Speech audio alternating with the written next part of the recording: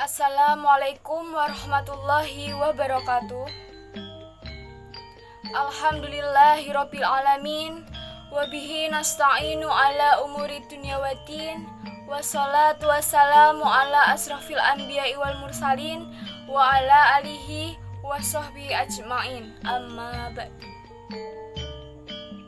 Babagyo harya konjuk kita sedaya ingkang kula bekteni, para sesepuh, para pinisepuh ingkang kinurmatan, Bapak Lurah dalah sedaya pamongipun ingkang pantes tinulodo, para ulama, para kiai ingkang sampun sami rawuh, Bapak Pangarsa RW, RT ingkang satuhuluring budi, saha para warga Kelurahan Tugurejo ingkang tansah bagya mulya. Amin. Monggo kita sesarengan ngaturaken puji syukur dumateng Gusti ingkang Maha Agung ingkang sampun paring kasarasan lan kawilujengan dumugi samenika kita sedaya saged makempal wonten ingkang Mushola Al-Awwabin. Saperlu sami mengeti Isra Mi'raj Nabi Muhammad sallallahu alaihi wasallam kaping 7.251 Hijriah. Ing dalu menika kaleresan Surya kaping 16 Maret kalih setunggal kita sedaya saged makempal wonten Mushola Al-Awwabin ingkang saperlu sami mengeti Isra Mi'raj Nabi Muhammad sallallahu alaihi wasallam kaping 7.251 Hijriah. Lan inggih menika bukti tanda tresna dhateng Rasul nalika kita sedaya ucap sholawat sareng. Allahumma sholli ala Sayyidina Muhammad wa ala alihi wa sahbihi ajmain. Kalian kita konjuk pangajeng-ajeng, mugi Allah Subhanahu wa taala netepaken Nabi Muhammad sallallahu alaihi wasallam dados suri tauladan utami kita ngantos akhir hayat. Amin ya rabbal alamin.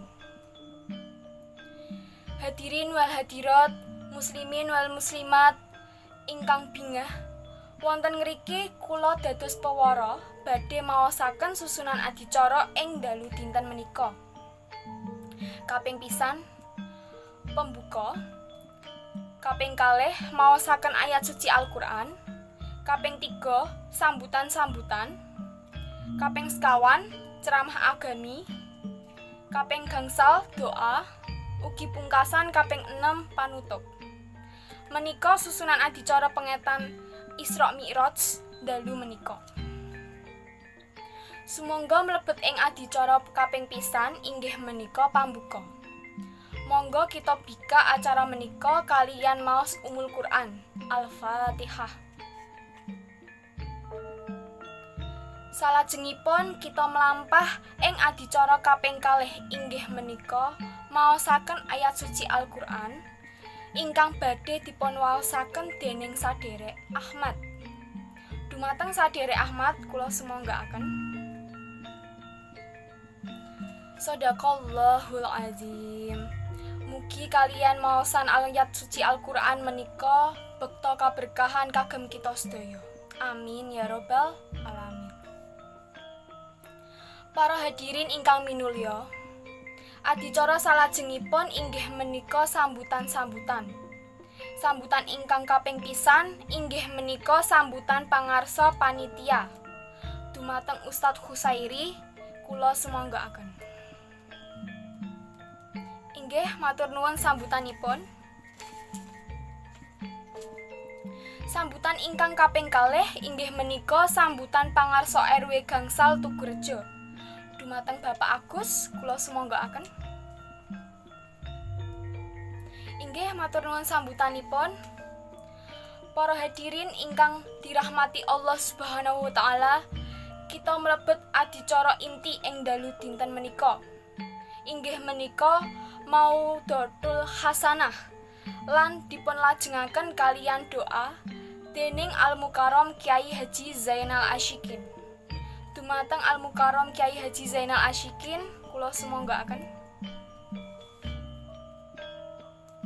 Alhamdulillah Rabbil alamin. Mugi kita sedaya keparing mundhut hikmah saking tausiah ingkang sampun dipunaturaken. Ugi kita sedaya senantiasa dipun gampilaken dening Allah Subhanahu wa taala. Amin ya robbal alamin. Para hadirin ingkang tansah bagya mulya, mlebet adicara pungkasan inggih menika panutup. Saderengipun adicara kita tutup, kula wakil panitia lan takmir musholah Al-Awabin Prumkor Pritugurejo ngaturaken matur nuwun sanget ingkang sampun sami rawuh. Ugi kula nyuwun agunging pangapunten bilih wonten ngendikan lampahan saha hidangan ingkang kirang kersa ing penggalih panjenengan sedaya para hadirin. Akhir tembung sumangga kita tutup acara menika kalian waosan hamdalah sareng-sareng nggih.